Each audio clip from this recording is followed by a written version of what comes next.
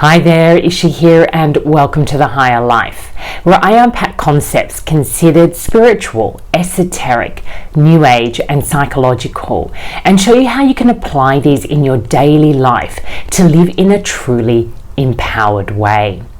And in today's episode, I want to go big and talk about a concept that we know as humanity. It's such an interesting experience, I believe, in your personal life when you start contemplating this larger system that we are a part of. Because we often wonder, what is the purpose of it all? Like, what is it to be a human being? What is the meaning of our lives? Why do we have access to so much creativity and resourcefulness? Yet we often feel our lives are rather mundane and uninspiring. We're kind of mechanical in the way that we live our lives. And we tend to be mechanical as well in the way that we relate to ourselves and to other people. This is a symptom of what is called basic conditioning. That is, as a human being, we've been conditioned into a way of relating to ourselves and to other people and to the world around us that is very narrow. And through the experience of being alive, we go through lots of different types of trials and tribulations and events, and have all these different relationship experiences that expand our awareness of what is possible as a single human being and in relationship with other human beings. However, to really get clear, to have that clarity that we're all looking for on how to live in an aligned way with your natural personal power, I think it's a really important education piece to understand, or at least explore, humanity as a intelligent relationship system.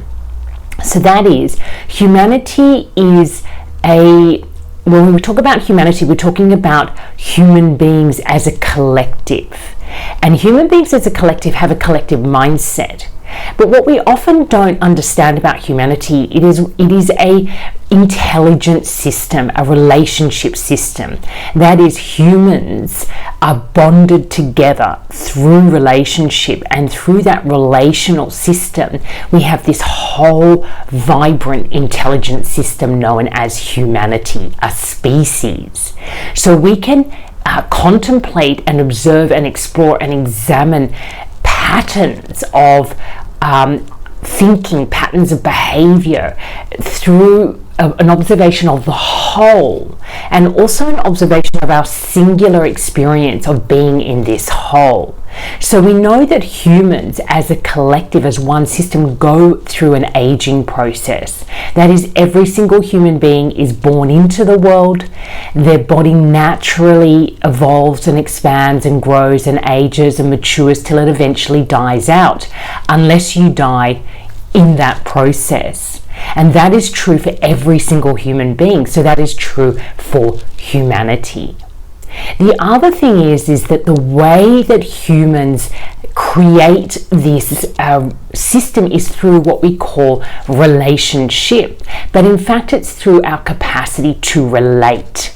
So it's something very specific about the human experience. That is, that we have a conscious awareness of our capacity to relate, and that we are essentially relational beings, and we're in a system that's very intelligent. The human system, or the system of humanity, is an incredibly intelligent relationship system. That is, it has its own intelligence, its own mind, its own sense of where it's going and how it's unfolding and how it's evolving and expanding. But it's not as simple as looking at it through a human mind. What the human single mind does is observe what's happened in the past and then presuppose what might be coming in the future. However, when we look at our nature and we look at how an intelligent system or nature works, we know that nature works in cycles. We know that nature has births things and allows things to die and then recycles them and rebirths them, but not in exactly the same way. We know that nature adapts and evolves in a response to the conditions that it has created for itself, which is such an interesting thing. For example, a human being is part of this whole natural ecosystem, yet it operates in a way that has allowed it to burn up a lot of resources, for example. So the conditions within nature are heating up, and therefore the nature that exists within the whole of nature has to respond to this overheating process, humans included. So there's all these fascinating interplays between what happens inside the container we know as universal nature and actually the container that is holding all that activity. It's very relational. It has an impact on each other. And that is true also for singular human beings inside this whole system of humanity. Now, the term relationship systems intelligence is something that I came across when I was training and working as a coach, and specifically a coach for teams and couples and families, because what it helps you see is that any system that is made up of two or more human beings that are having a shared experience or have a shared agenda is known as a relationship system. And in fact, the merging of those individual human beings into one whole system known as the relationship brings the best, I guess, and possibly the worst of the patterns of all those individuals that make it up into one whole functioning pattern or intelligence. So I may have a particular intelligence in the way that I operate as a human being, such as a natural tendency to be able to see patterns in human psychology. And I might partner up with somebody who has a particular pattern in which they know how to grow gardens in a really intuitive way. And when we come together and we form a relationship, let's say we've got a shared experience of working together, those combination, those intelligences that we have naturally will merge and become a third entity, which has all of that intelligence morphed together into a new and potentially evolved intelligence. And the human system known as humanity, if you think about the billions of human beings that are on the planet right now, all those individual intelligences are actually combined and fused together to be this huge relationship intelligence system known as humanity. So the way that the system functions is through relating. Now, I've mentioned that a lot in this episode already because I'm bringing you to a particular insight that I think will help you view your daily life differently as a human being and understand potentially what is happening in the larger relationship system known as humanity.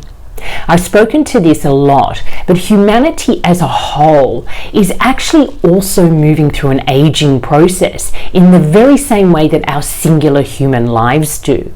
However, for the whole of humanity to complete the whole cycle of aging, it takes many, many lifetimes of individual human beings, centuries, thousands and thousands of years of singular human lives that are born and die, that fuel or energize the whole of humanity to move out of a state of ignorance, that baby phase of being very new in the world, very new on earth, not understanding their environment very well and being very reactive or very naturally attuned to the environment, as we know many of the earlier humans were, simply because they didn't have any awareness of a separation between their own experience and the experience of nature.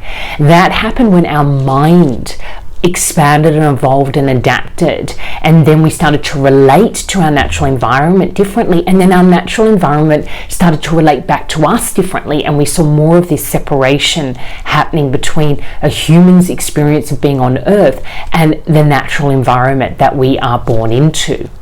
So you can see that each human life is playing its part, and each generation is playing its part in providing intel to this larger system called the human system or humanity. And that system is also moving through a maturation process.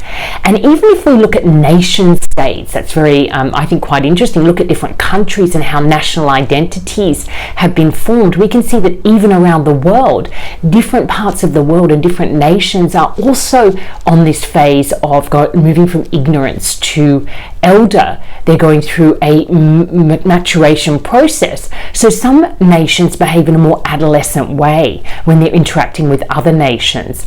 Other nations potentially are more in that middle age because they've been around for a lot longer and they've had a lot more wars or a lot more times of peace. They've had a lot more human lives pass through that have been able to provide more intel and move that nation or that national identity into higher states of awareness and maturity. And how that shows up will usually be in how they relate as a nation to other nations or to crises or to the fact that we are now in a very global relational part of our experience. It's a hard way to explain that. So sometimes we need to relate from a more evolved attitude, and we can see that different nations have different levels of maturity when they do that, just as different human beings do and different tribes of human beings. And it's one big intelligence feeding into this whole of humanity. So it would beg the question, where is humanity at this point? Where if the whole of humanity, if we were simply, as a coach, for example, coaching humanity and thinking like, what is the change that's happening right now? Where are you at? We could think that maybe it's somewhere in that middle age, when we're in our 40s to 60s, and we're integrating all the experience, all the wisdom of this very earlier part of our experience where we were very youthful. We were learning through doing. We were learning through trial and error. We were then, at times reflecting back and wondering how we could have done things differently. And in this sort of transition from middle age into elder, that's the integration point. It's where we start to integrate into our psyche this intel, and it just naturally shapes and transforms our mindset from something that was more youthful, more active, more going out in the world and expanding and evolving in the outer, to a more inner reflection and contemplative mindset and contemplative state. And then we sort of come back in and go, okay, I'm ready now. I've been out in the world. I've learned so much. I've had so many experiences. I've been really shaped and conditioned by this experience of being human and being out and useful and interacting and relating to other humans. And now I'm ready to really reflect on who am I now in this moment in my life, and to let go of a lot of the beliefs that I was raised with, knowing that belief itself is not really a healthy way to live my life, and actually being very open and curious and very sensitive to my sensitivity, but allowing that sensitivity to be really receptive to life. That maturing process is when you can actually show up as your unique individual persona without an agenda, without trying to get something or get somewhere. And that usually happens quite naturally as we move into that final phase of life, because we're very aware that it's going to end, and now we have a period of time where we can just enjoy what we've grown into, and we become more self-loving in that way, loving of the authentic self, and less engaged with the mania of the ego self that just has so much to prove to itself or is very insecure. We grow out of the ego and grow back into our authentic or basic nature, but with the wisdom of the experience. And humanity is really finishing a phase, what is called the progress, era of progress, coming to the end of that needing to express itself out into the world and show everything that it can do. We know what a human being is capable of when they really put their mind to something, the levels of excellence and mastery that we can achieve out there through our talents, through our skills. Now it's about what happens when we focus on mastery of the self, mastery of relational intelligence. And this brings me to something that I really want to bring forward in this lesson, and maybe it will need a lot more of a focus or attention brought to it. But today I want to talk about why we go through so many relational struggles. If you consider that what bonds human beings. We bond through a relationship pattern we call bonding. That is, we're both relating beings, and we create this connection or communion where our relational, we connect and we bond, and that relational pattern forms a third entity. So when we are born into the world, we're not very sophisticated in our capacity to relate. We have the capacity to relate, let's think of it as a skill, but we're beginners.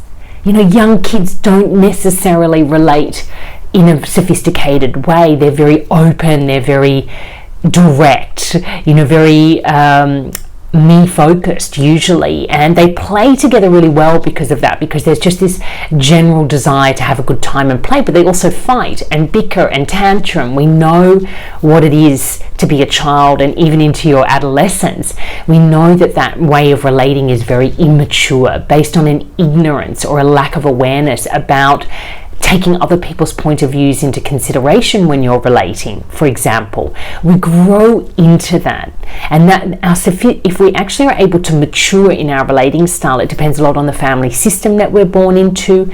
It depends a lot in the part of the world that we're born into, what the beliefs are about other nations, other people of different skin colors or physical makeup, people who have different sexual preferences. Some people are conditioned in cultures where there's a lot of fear around that, and other people were born into families where that's really embraced and the diversity is very natural and normal. So obviously the way that those human beings relate to other human beings will really be influenced and shaped by those early years. Now, if you're able to go out into the world and mix with different people and travel and do things, quickly you realize that you may need to change the way you relate and be more expansive and mature and sophisticated if you want to go out into the world and build and relate to other human beings and to other experiences and cultures. And through that, going out in the world, you start to develop a more sophisticated relating style. Now, this is an ideal situation. It is very clear when you look out into the world, especially at the moment in people in middle age and elders, that a lot of human beings have not matured in their relating style. They remain very adolescent or very childlike. And we know this because we know somebody's behaving in that way when they're operating out of the ego, and the way they're relating is very transactional. That is, they're trying to give to get. Or even to get to give. But there's this idea that I need to do something out to get what I want. And that's natural. That's how it is when we're children. Our parents are our providers. So that transactional relationship style is absolutely there. However, the work of every human being to lead a truly empowered life is to actually mature out of that transactional style into a more of a communion where you're simply present to your own inner beauty, one could say, and you relate from your aura, which is you're simply open in your relational style and very accepting of the natural diversity between people, and also have the capability to work around shared outcomes or agendas or live in shared spaces in a quite harmonious way. Now, that's not to say that you don't have conflict, because conflict is also a natural part of creativity and a very natural part of relationship. However, it's about how you meet and negotiate around that conflict that would demonstrate the level of maturity that you have in your relationship style. And the beautiful thing about marriage or any type of intimate relationship, whether it's parent, sibling, family of origin, those relationships tend to really bring out what's called triggered selves or aspects, or very immature, ignorant aspects of our relational style, with the opportunity to actually learn and mature and grow a different skill set through wanting to navigate those intimate relationships in a more mature way, so you can get a better outcome. We're motivated to want to have good relationships with our family of origin, or our siblings, or our lovers, or our friends. So that motivation makes us more open to doing the work, the inner work that it takes to have a more sophisticated relationship style. Now, if you are able to follow this trajectory and do the work of personal empowerment, the outcome is a mastery of self. But the mastery of self is the mastery of relating. That is, you have become so attuned to your own personal power as a relational being, as an energy being who relates to other energy beings, that you are no longer triggered in relationship, and in fact can open up and enter into relationships with anybody at any time around any topic, and actually bring all your authenticity into that dynamic. And then we have this beautiful co-creative experience where the third entity between these human beings who've created this really empowered relationship starts to generate some real magic out in the world. And it's something that we're craving, because if we look at this process of moving from an immature, ignorant relational style to mastery, what you'll see is that in the human experience we have names for that. Initially, that relationship experience between two human beings is called bonding. Just like particles bond to create a third, humans bond to create a third entity called the relationship. And then there's power, intelligence, resourcefulness in that relationship. And in the beginning, we probably simply are in this very bonding situation, like a mother and a child bond, and they form this fusion.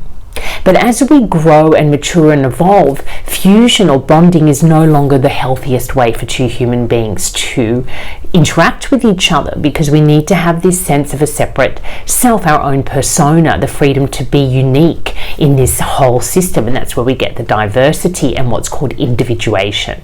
So we still want to be able to relate and co-create and merge two human intelligences into one third entity, but you don't want to lose your own unique sense of self as you do that. So then we're looking at a more connection based, and at the moment we're really into that, right? We all want to connect. We want to connect through social media, we want to connect through networking events, through business groups, and sometimes there's a lot of intimacy in that network. But the connections again are two particles connecting together, and they're co-creating this third entity around a shared outcome. However, there's often a feeling of lack in connection, and I think that that's because we've come from this really enmeshed bonding experience as babies, and we somehow feel that this is less meaningful in some way or another. And it's interesting because when we look at the next phase of maturation, we're going to move into the final phase, which is communion. And communion really is that deepest desire of the heart to return to a stage of bonding, to be bonded with all other humanity and all other life. However, it differs from bonding because bonding is a very immature, baby-like way, a codependency where the baby is dependent on the parent and enmeshed, has no separate sense of self. But of course, when you've gone through the individuation process, you come back and you're connecting as two unique beings who are co-creating a third entity. You cannot return back into bonding because it would be losing your sense of your uniqueness. And a lot of humans never make it out of bonding. We call it codependency or enmeshment, when you're still interacting with other human beings and relating in this way where there's no sense of two unique people. It's sort of the relationship overshadows the two people, and if one leaves the relationship, the other one becomes very distressed, for example. We don't have this sense that we're in charge of our own experience here of being human as a single being in a whole system. We become overly dependent on relationships, whether it's with friends, with our partners, with our family of origin, to empower us. We think without those relationships we have no value, we have no love, we have no joy. And through middle age, I think this gets challenged because we get married, we have children, we partner up, we go into the workforce, and we realize that relationships don't deliver the way that we thought they would. They don't return us to that state of coziness and enmeshment and closeness that bonding, the original bonding, would have offered us if we had that experience as a baby. Some don't, because bonding doesn't come naturally from human beings. We need to kind of some human beings who haven't experienced bonding from their own parents find it difficult to bond with their own children. However, if we manage to do that, we go back into what's called communion. And that is when we are again very open and very connected, and we are in this beautiful relational experience with another human being. However, we remain intact. We remain not as two egos, but two beautiful, unique human expressions of human nature, and that beautiful combination that it makes, and we dance together and we have this beautiful relational experience, this third entity, but it has no agenda. It's not doing anything for us. It's simply an experience, and it energizes the world in a particular way. So we can see that we're on this path from bonding to connection to communion, and this communion is what most of us are motivated towards, even if we don't realize it, when we're out in the world seeking some sort of fulfillment. Communion can happen without other people being present. You don't need to be in a relationship with others or with nature to commune. You can commune with your own inner nature. And that's what makes it so empowering. And that's what this work is all about. It really is about traveling back through the layers of conditioning so that you can become one with your authentic nature, your unique sense of self, and commune, rejoice, enjoy being in that space. And then it will travel naturally outwards. When you're out in the world, you'll naturally relate to people from this beautiful basic nature, this empowered basic nature, because you've been through the experience of bonding to connection to communion. You're wise, you understand what you've been through, you understand where other people might be at. You know that when you meet somebody and their relational style is really immature, that they may have longer on the path to go than you do, but you can bring this compassion, this acceptance, not judgment, because you were there once too, or humans within your bloodline were there once too. You know, where you are right now is also a product of, you know, how mature your family history might be in terms of doing this work. So it's wonderful when we look at humanity and we think, wow, that's a vibrant, thriving relationship system full of millions of individual, unique expressions of human nature that make up this whole beautiful, co-creative, ball of diversity that we know as humanity. And humanity's on a pathway. It's maturing through observing and contemplating and integrating its own experience of the many, many human beings that have been alive as part of this overall human system. You know, it continually births, and humans continually are born into the system, and humans continually die out, all informing this larger system known as humanity. So we can see it so clearly if you really spend the time and contemplate, you know, what is humanity if we view it as this relationship system's intelligence. It's always acting out of its highest intelligence. Even if we as singular human beings can't seem to grasp that or experience that in our own lives, it's unfolding the way it wants to. And we either align with that unfolding, or we try to live our individual personal lives as a separate ego self that doesn't seem to understand that it's part of this larger system, and that everything it's experienced is being experienced in the whole. Now, we do have a sense of this because we refer to the collective mindset. However, what we don't differentiate is the collective mindset is usually the collective egoic mindset. That is, we've all agreed as a large group of egos to value certain things and not value others, to behave in certain ways, to follow different models of success that aren't naturally aligned with this higher intelligence. So it's important when we think about the collective, what we see out in the collective is what's happening in the egoic experience of being human. If we look out into the nature and we see the universe and how that's operating, then we see what's naturally unfolding at this higher intelligence we call humanity as a relationship, an intelligent system of relationships or relational beings. It's so beautiful. So put simply, if you're looking to be empowered in your life, if you want to align with your higher purpose, focus on your capacity for relating. Get really clear on your power as a relationship power. It's through relating, but you need to liberate yourself from the ego that sees relationship as transactional, as a place of safety, as something that you need to be happy and to be empowered. It's not true at all.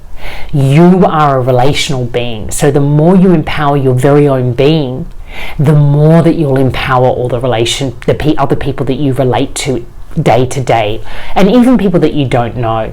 I think the work of Tara Brach speaks really loudly to this, that all the work that you do on yourself, it creates a positive gain for people you've never even met.